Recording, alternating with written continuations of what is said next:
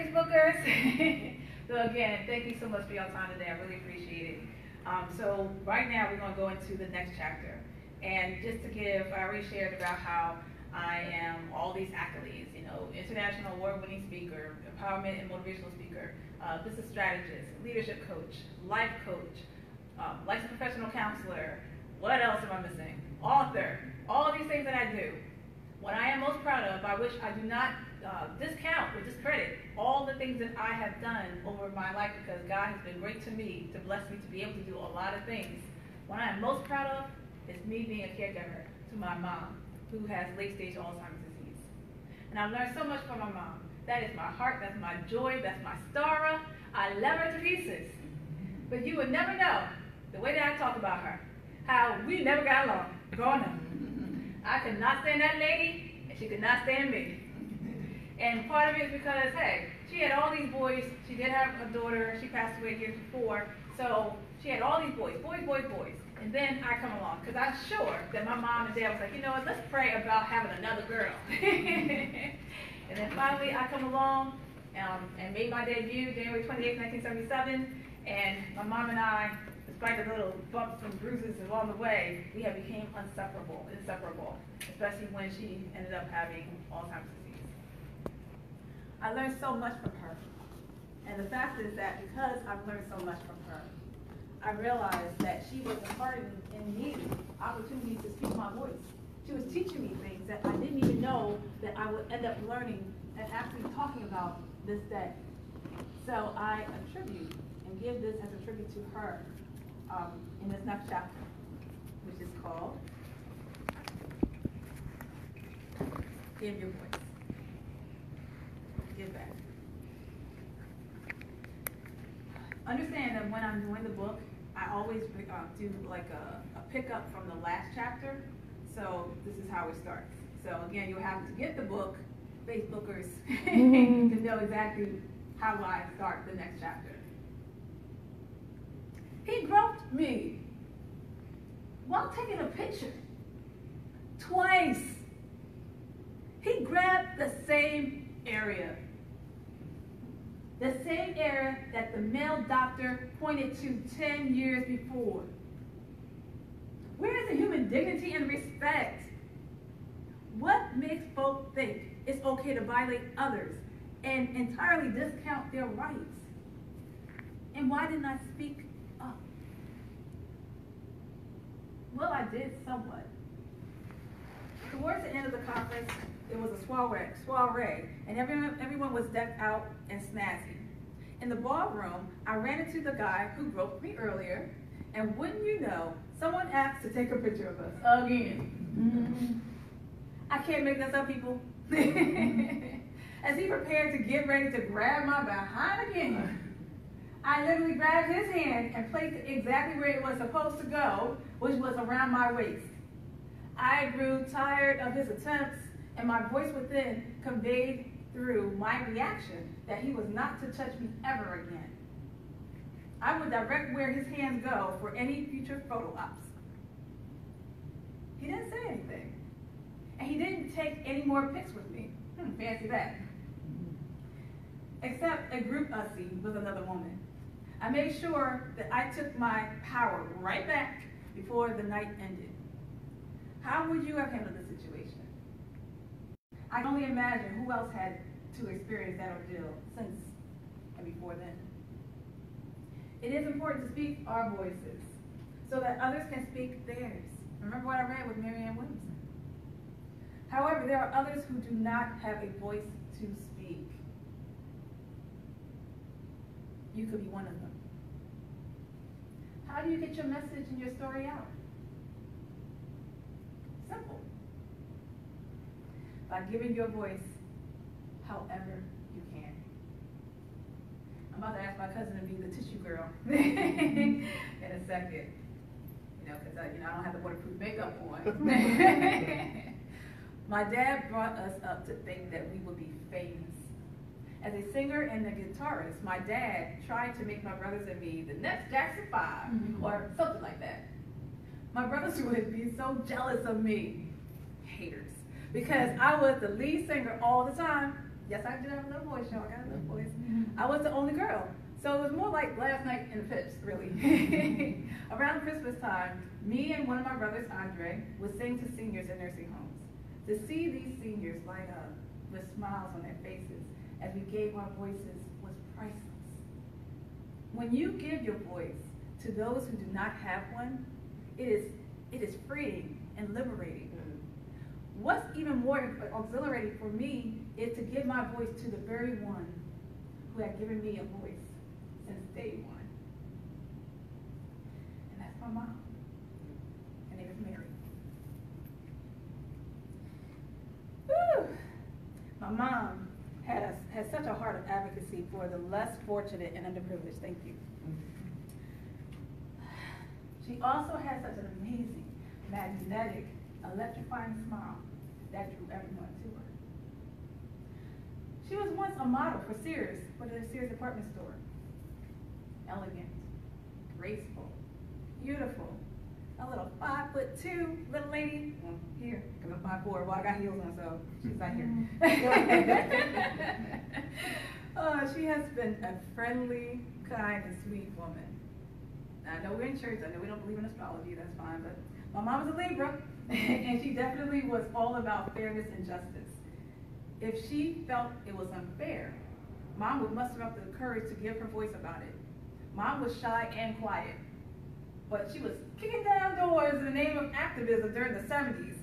She was challenging the Phillies' vending and housing ordinances, as so my dad puts it. The famous Street Brothers in Philadelphia spoke out for black communities against unfairness and injustice for the underprivileged. So she was right there with them. And my dad would say, quote, "You know what? You know what? I don't know why she's out there, going out there, running around with those street boys. If she goes to jail, I am still going to work. I am not going to bail her out." Quote, unquote. See, daddy daughter issues, y'all can see it right through me.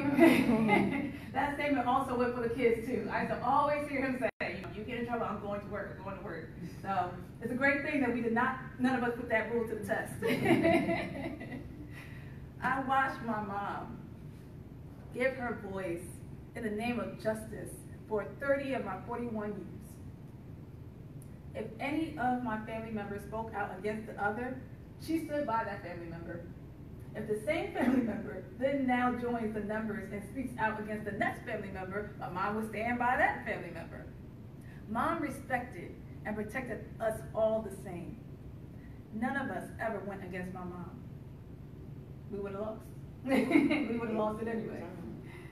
My mom gave her voice to the voiceless until she no longer could use hers. Alzheimer's disease robbed her of her voice. All she does now is hum. But in that hum, I know what she is saying because I'm her daughter. I'm her child.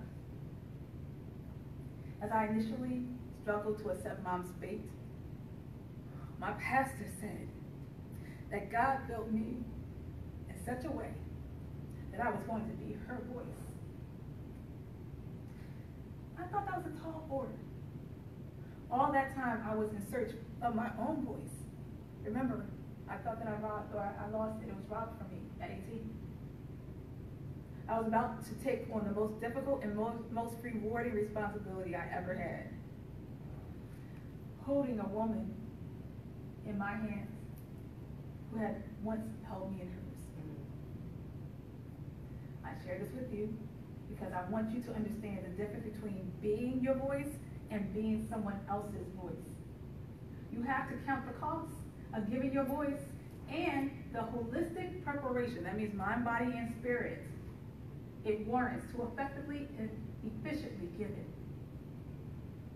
Do not get lost in the sauce of giving your voice and depleting yours in the name of others. There's a difference. We're talking about balance here. Please say balance. Balance. Thank you. You know, Mom would tell me that very same thing I just shared without even telling me. When I went to a business mastermind retreat near San Diego, California,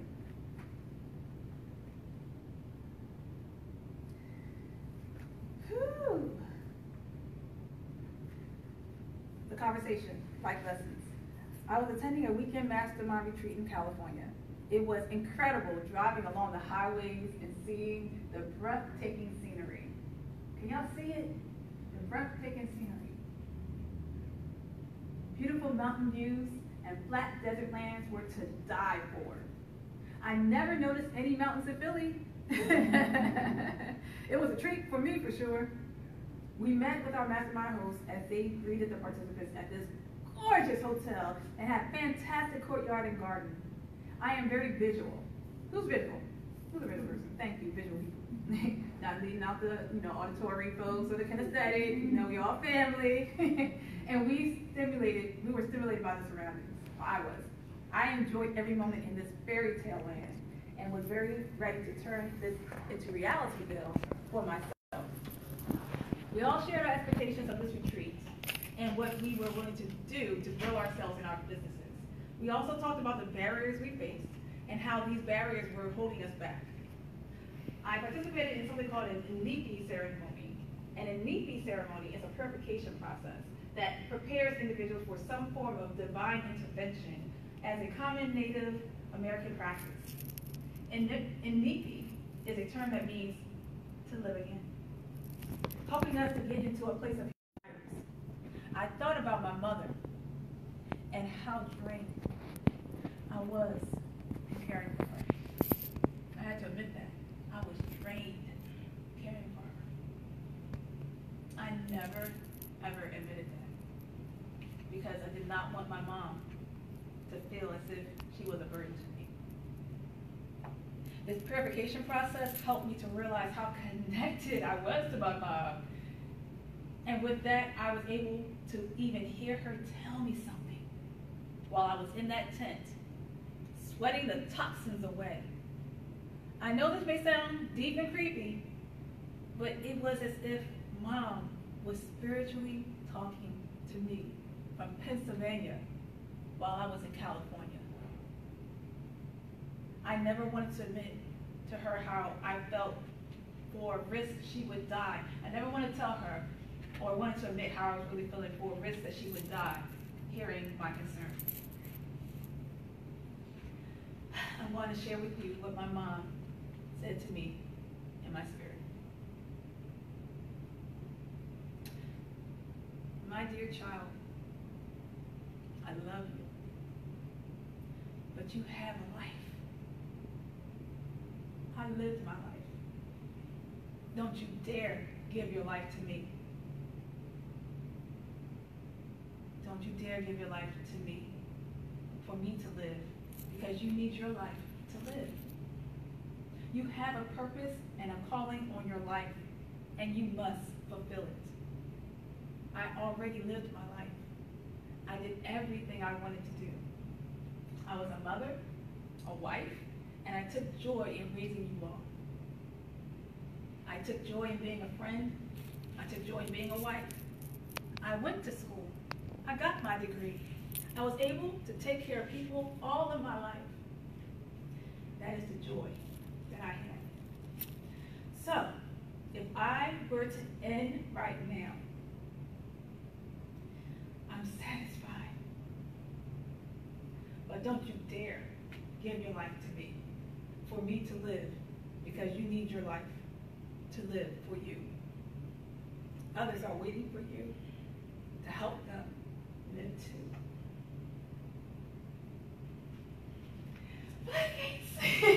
Tears again. Did Mom just make you cry too? Mm-hmm. Her powerful message hit me so hard then, as it does right now. Not only writing this book, but now reading this book. Mm. That was the moment I understood about giving my voice. My mommy told me to give my voice without it being to my detriment. That message set me free from all other issues I harbored, especially the problems of protecting myself from being raped again. I realized the more I focused on being taken advantage of, the more I put myself in harm's way of it happening. Why? Why do we put ourselves in harm's way? Thinking about what has happened when we're just doing that to protect ourselves. Here's why. Because you get what you think.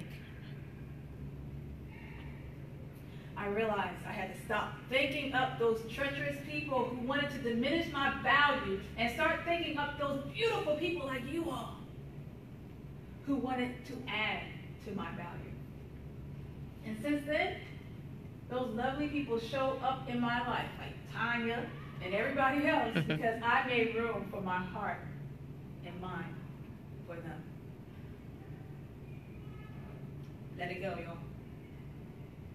Let it go. Whatever it is, let it go. How is holding on to that person, that place, or that thing serves you? How is it showing up in your life? How does it add value to you? You have to determine what helps you and what depletes you.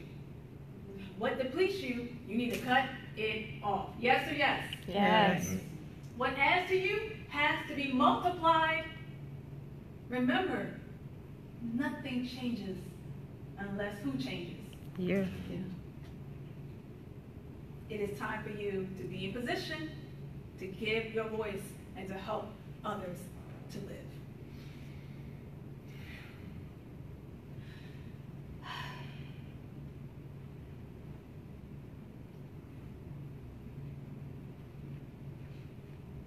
I'm gonna stop there. I want y'all to clear your laps, sit up straight, both feet on the floor.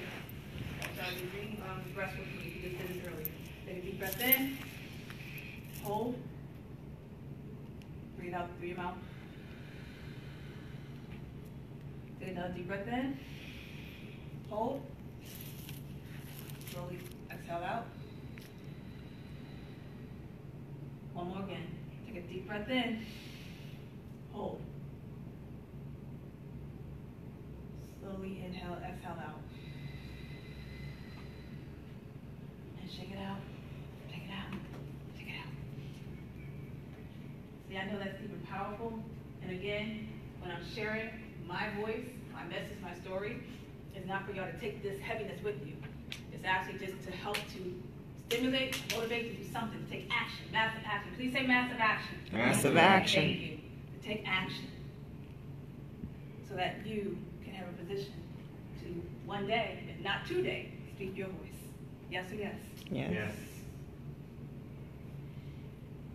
And I want to make sure we have time. Please, time check. What time? 11:15. Going to 12:30. 12:30? Okay, cool. All right, we got to make sure we got, shattering glass ceilings. We got to make sure we come up with that, right? So I want to make sure I have plenty of time for my, hashtag them Langley girls to come up. Do I have permission to do one more? Ms. Tanya? Sure. I want to make sure I give you. Yeah, absolutely. You're good. All right. Can we discuss that one? Yes. Okay.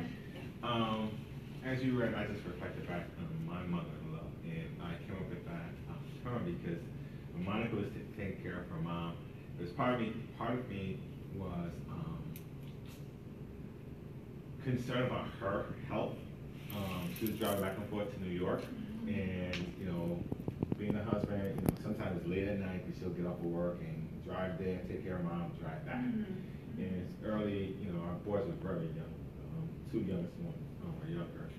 And for me, I thought I was just trying to protect her and say, maybe you shouldn't go today or whatever. Yeah. And, she asked me, said, suppose that was your mom. What would you do? And it really struck me because, we took our vows as far as becoming one family and one. And so the Lord has spoken to me about, stop saying mother-in-law and say mother-in-love. Yeah. Because it wasn't a law that brought us together. It was our love That kept each other. Wow. And then really just putting into place that, when we become one, it's like, it's not no more about your family, my family, we just one. And I mean, to the point, like, now it's like, my sister's here, but even like Monica's side of our family, it's just like, I just love them to life, like I said earlier. Yeah. And, sometimes I tease her, like, they don't want to hear but it really just, and then recently we just had this conversation about just rearing our children, about how it was different for us, and I used the exact same phrase that you talked about with her mom, and she was like, well, I don't remember my mom telling me about, like honoring or respecting, sit me down and say, you gotta do certain things. And I was like, no, she probably showed you. She probably did things that you don't really recognize or remember, but I'm quite sure that, during that era, they taught us about respect and honoring our elders and how we speak and interact with each other. But like when you were saying, your mom was doing things for you that you didn't realize that she was planting in your life that you can use now. And one thing that helped us when her mom, passed several years ago, I shared with her about, in Hebrews 11, the latter chapter talked about all these people died in faith, but they didn't receive their reward because they're waiting for us to live. And so for us, we talked about leaving that legacy to remember her mom. And so we did like a Paul and Gray Day where Monica can impart into younger girls some of the things that her mom taught her about cooking, about being a young girl. Awesome. Because it's not until we lived out some of their legacy, and the same thing I did with my dad when he passed, is like trying to, bring our family together and do certain things. Because again, it's not about us, it's really trying to fulfill the things that they have planted in us. Right? So you spoke, when you were reading, it was just so many things that just reaffirm like what we've been through with her mom, the Alzheimer's as well. Awesome. Thank you so much for sharing. I really appreciate that. Thank you. And you're welcome. We're all tied together in some form or fashion. Doesn't matter where we live or where we are, we're always one. We all got a story to share. Again, our message matters, our voices matters. You never know who needs your voice. Lord knows I didn't know that one day my voice would be my mom's voice. And because I would look at my mom and my dad, I was 9 years old, I would go into their room every night and like watch their stomach. It went up, went down, so okay, they good. Every without fail, I don't know why, but I always want to check to make sure, something's going to go down. I said, okay. And to this day, I still do that. I'll go to mom's room, wait for it, go up and down. Okay, good. And the fact that, wow, these powerful people, are now needing us to continue to be powerful. And how my mom, tell you, on the business side, she's a great investor because she was sowing seeds of love in us. And she's reaping the benefits now. Beautiful. So think about that. Beautiful.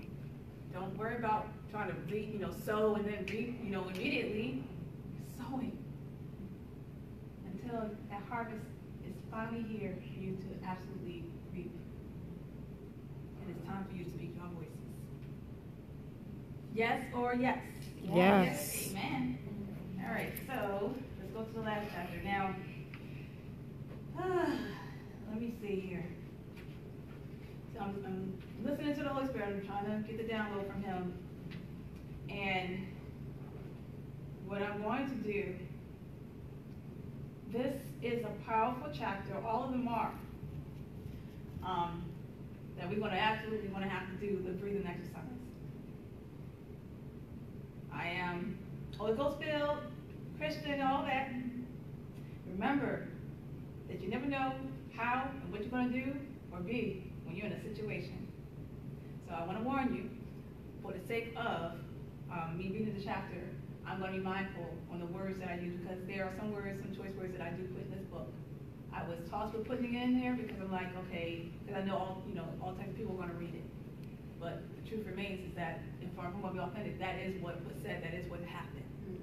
So that it gives a powerful point as to, again, resonating. Because there's going to be people in the audience who probably went through the same thing I did.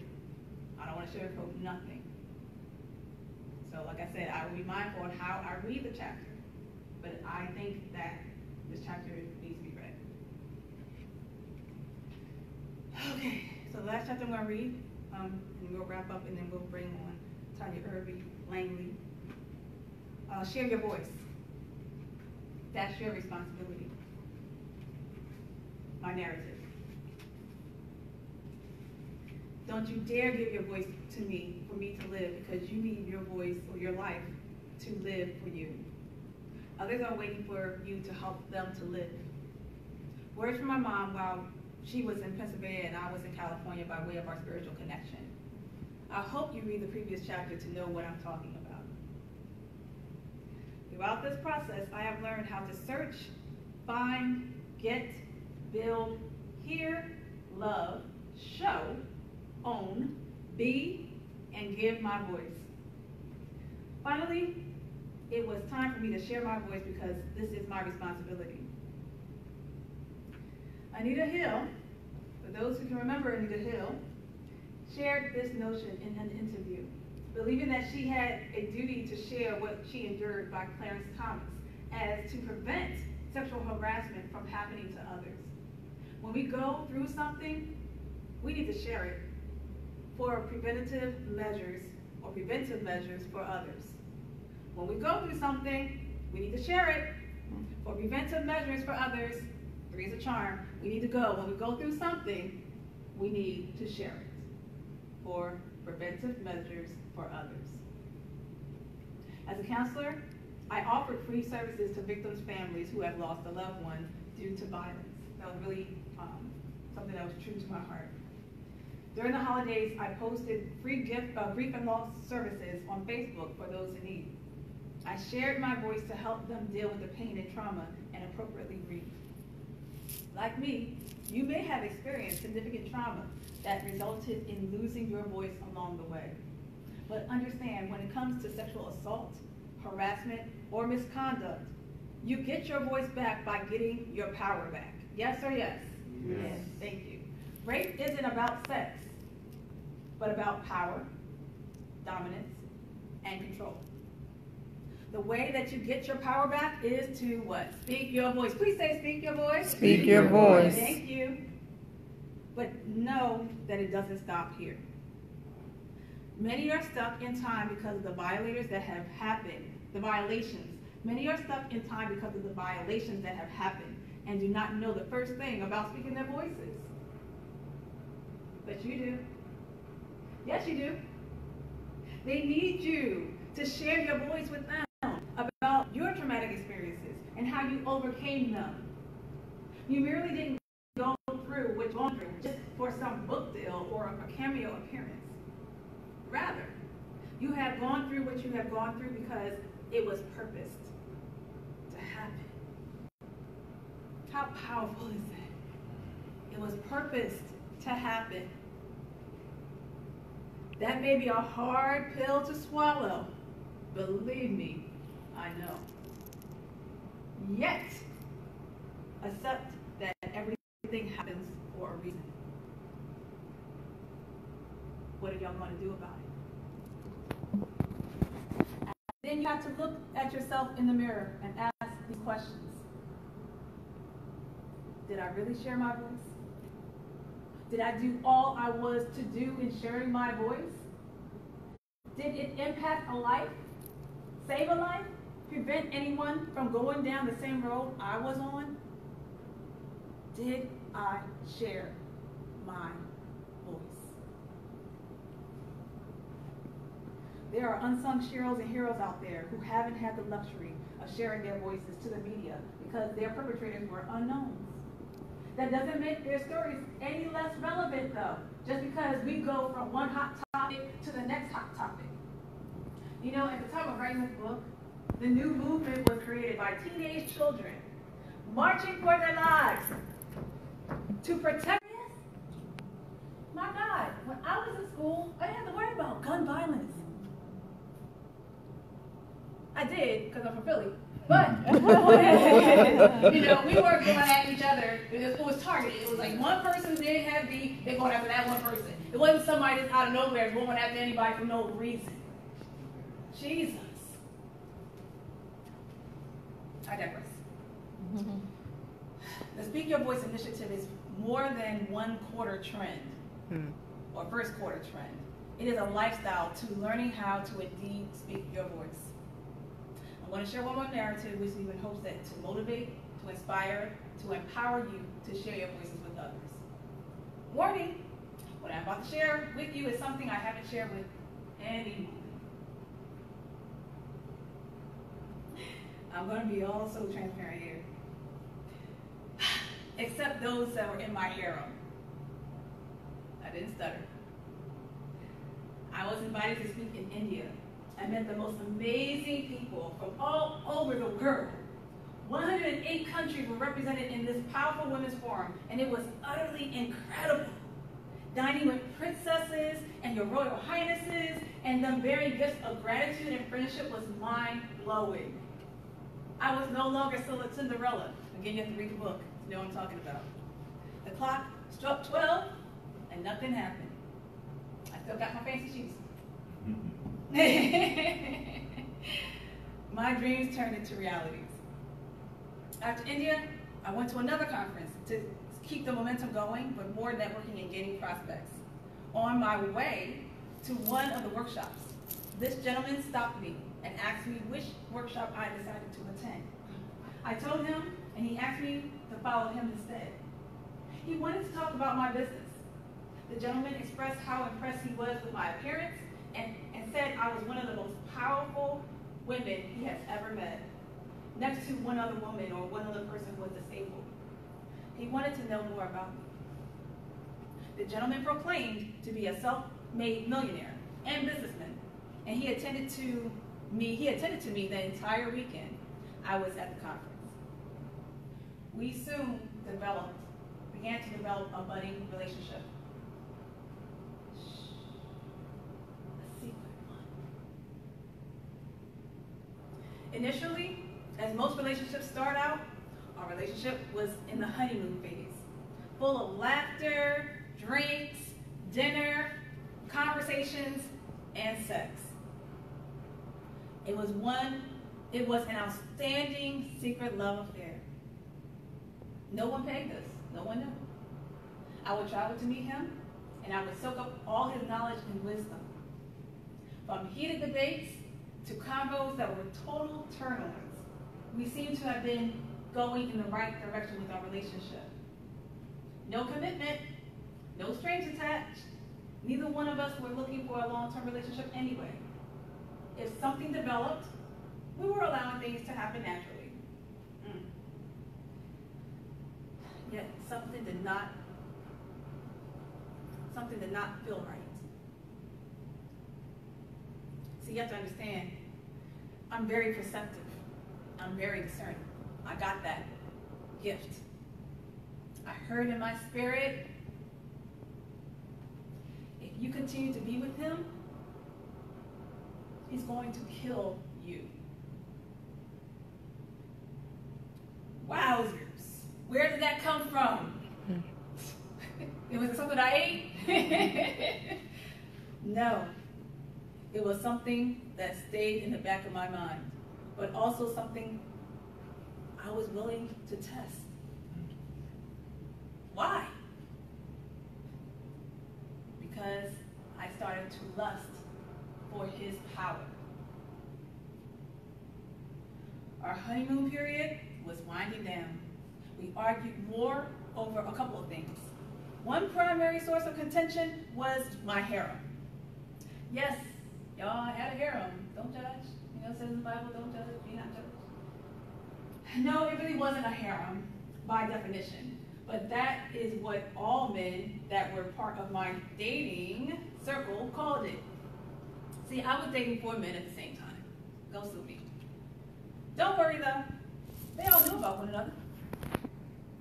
I hate liars. Remember, for those who came here earlier this morning, I read in the chapter about how when I was sexually assaulted, and it was by a friend, by which he told me that I was still a virgin because my virginity was wrapped up in my identity. But I said, you know, he's a liar.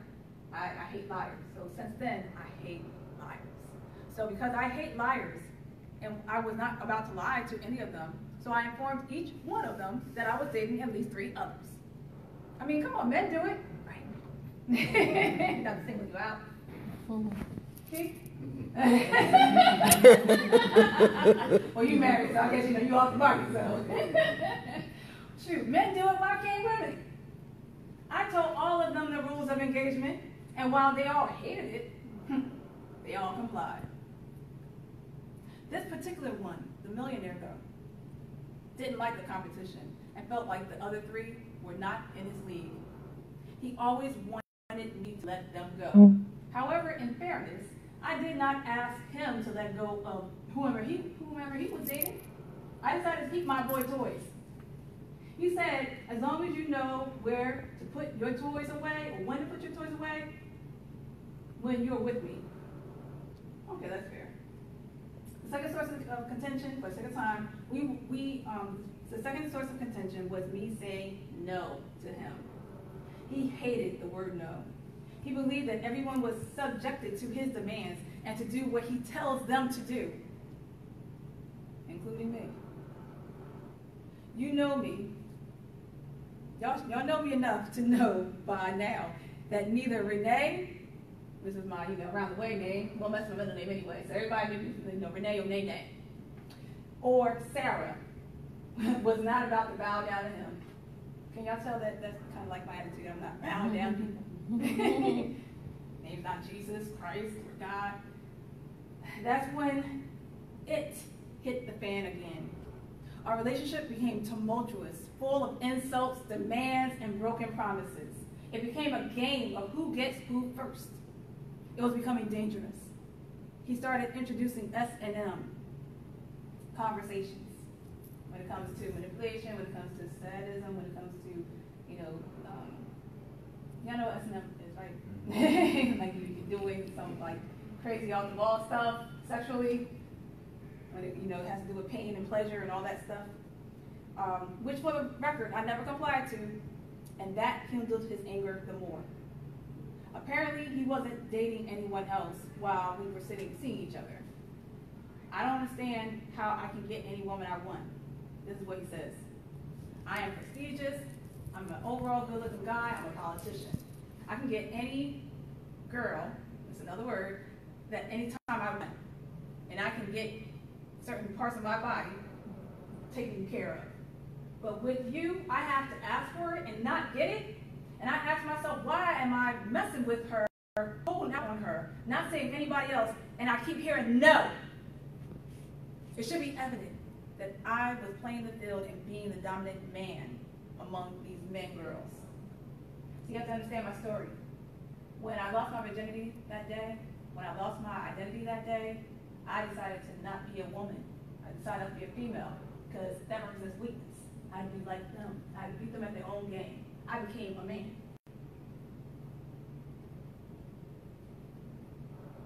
Not to insult any of them. This was the script we all decided to follow. No one chooses to change it. Maybe it was unusual for all of us to see who could make me change my mind and become a one-man woman. Perhaps it was a sexy concept to be involved in our tightly knit harem. I know it triggered my automatic thoughts. None of you are going to dominate me. None of you are going to take advantage of me. I will take advantage of you first and be okay with it. My God, how did this old narrative become alive all over again? I became so engrossed in him as to how he had a cult following of hundreds of thousands concerning his business ventures and services. I found it fascinating how he impacted and mobilized people to take action to work for him and for him, to work them and for him. It was remarkable. I wanted that. I wanted his type of power. And at that moment, I started to lose myself again. He knew that was my weakness, and he took total advantage of my desire for power and control. Come on over to my house so I can help you with your business. I will show you how to dominate the market.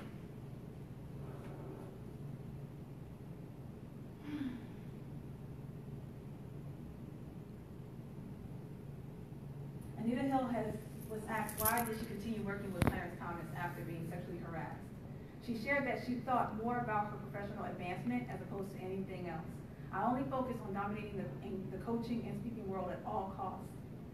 I didn't count the cost. I became prideful, thinking that I could handle this guy's dark world, but he was winning. His goal was now to subjugate me, quote unquote. He wanted to control me. He wanted to own me. I am going to own you. You will submit to me. I would say to myself, over my dead body. All the while, I was mentally subjugated. The mind is where we get got. That controls everything else. I was mentally subjugated and I didn't know. He had a mental hold on me. that I believe I couldn't break because of the value I place on having power over my own dignity and my own self-worth. I started doing things he wanted me to do, from submission chairs to going to swinging clubs and finding vulnerable victims to tag team and subjugate them. Even if it resulted in injurious behavior, I entertained any idea he suggested. What in the world did I get myself into? How do I get out of it? Why don't I want to get out of it? He began mentally and emotionally punishing me. He said, the men you're leading are weak. I am a pure alpha male. In fact, I am the alpha of alphas. I am dominating you on behalf of all the men you subjugate. I am doing to you what you do to them. You need to stay in your place. I want to own you because that is what women should be, owned. In mental anguish, I cried and told the other 3 men I dated about this experience. They all said I needed to let him go, and if I decided otherwise, to be very careful. I couldn't tell anyone else about this, though. Why? My image, my perfect mask. I'm supposed to be a Christian. Innocent, quiet, ambitious, hardworking young lady who takes care of her parents. Who could I share my voice with without getting judged?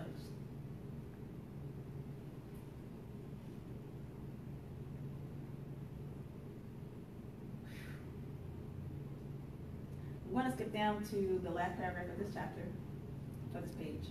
I romanticized the entire situation. His promises to go away together and have fun, dancing, becoming a power couple sounded amazing. I focused on what he said to me while ignoring what he had done to me. He totally beat me at this game. I was subjugated. I tried to beat him at his own game with the risk of losing my life, literally, not figuratively. I almost did. When he banged me up against the wall, started choking me.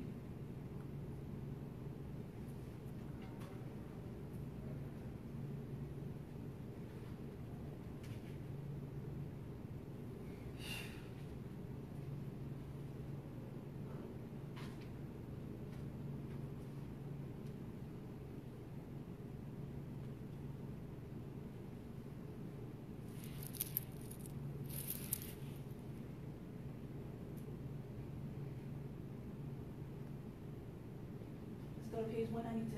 I'm going to end it with this. As he stood there drinking his wine with such a condescending look on his face, he asked me if there was anything else he could help me with. I took my right hand and smacked him clear across his face. I said, don't you ever call me again. Here's the context. He called me a female dog, to which I loathe. What I loathe the more is a total disregard for my request.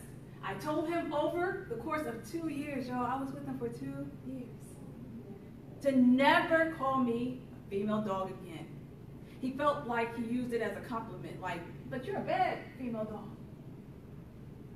Called me that female dog once again, and I smacked him. He then charged me, banged me up against the wall, and started choking me. He said, don't you ever smack me again. Don't you know that people get killed for like that? Time froze. It literally took me a moment to realize that he was choking me and I was struggling to breathe. Is this what you think of me? Is what I thought. Is my life absolutely worthless to you that you would take it? Plenty of times I told him I meant nothing to him, and plenty of times he objected and told me he loves me. This is love. To kill someone. No one knew where I was. I never told anyone where I was going. I did not want to be a cold case. I did not want to put my parents through losing their second daughter. They already lost Michelle years ago. I couldn't have them lose me too. I had a choice. fight, flight, or freeze. Which response do y'all think I did? Right. Who says fight? Raise your hand. Who says flight? Raise your hand. Who says freeze? Raise their hand. Would you like to know what happened? I'm going to end it. Phew! I mustered every bit of strength I had in my little body. I snatched his hands off, pushed him off of me, and pushed him across the road. I said, "Get the off me," I yelled. He comes back at me, he grabs my arms, puts them behind my back, and pins me down on his love seat. "Didn't I tell you stuff like this get you killed?" I said, "Well, I did it. What you gonna do about it?" That kind of got shook because he didn't expect that, right? So, because I was ready to take off my 6-inch heels, well, I had boots on at that time. I said I was gonna beat him with, I was gonna do everything possible, because I know I'm still a woman, so I'm gonna use everything in there to handle my business to protect myself at all costs. You know, at that time, though, that day I was just too cute for the occasion. I didn't prepare to, lose my life that day. So I certainly wasn't ready for a fight. So he easily pinned me down. But Lord knew that if I was about to check out of this earth, I wasn't checking out without a fight. So for all y'all, the people that said fight, congratulations, it was a fight. I fought. And I was not checking out alone. Oh no, I was going by myself. Oh no, sir. No ma'am. He let me go and sat me down. I got up off the love seat, turned around and looked at him. I saw red and black. I don't just see black, I don't black out, I see red and black, y'all. And I felt it best to leave because I pictured cords, ropes, anything I could use on him. I even texted my couple of friends and I told them who he was, what just happened, his address, because if I wind up missing, if I didn't respond to my friend's text, I don't know about y'all in Connecticut, I don't know. In Philly, I have some friends, okay? Well, I have some friends. I live in another section of the city where the Italians live. I know how to do certain things. So if I didn't respond to their text in 24 hours, then he would have been dead less than 24 hours. That's a fact.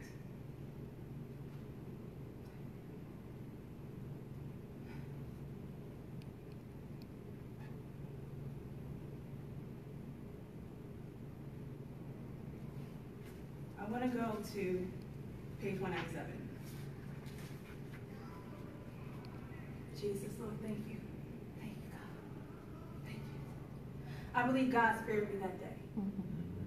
I didn't adhere to what God put in my spirit. Never again will I disregard his voice. Have you ever had those instances where you had a gut feeling not to do something, but you did it anyway? And it was costly. We need to respect our inner knowing and trust our gut. It never lies.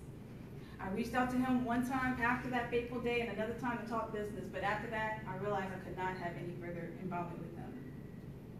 Why? Because of you.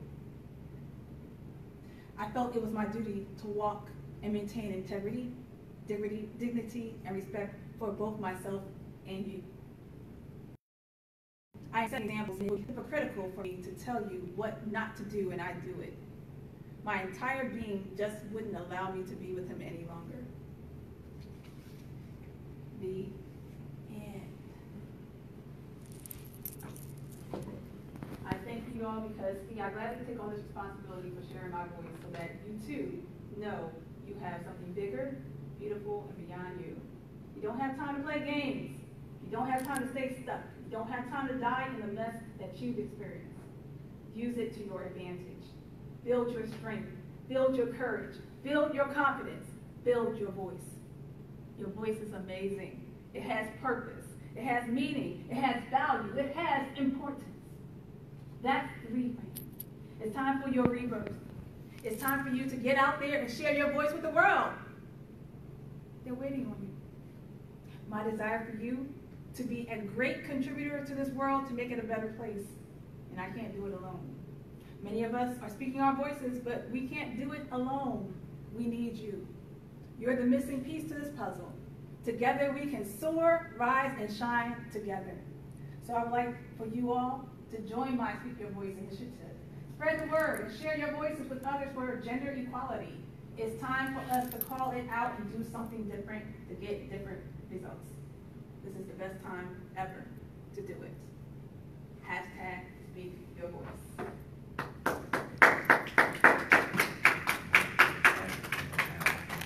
Okay.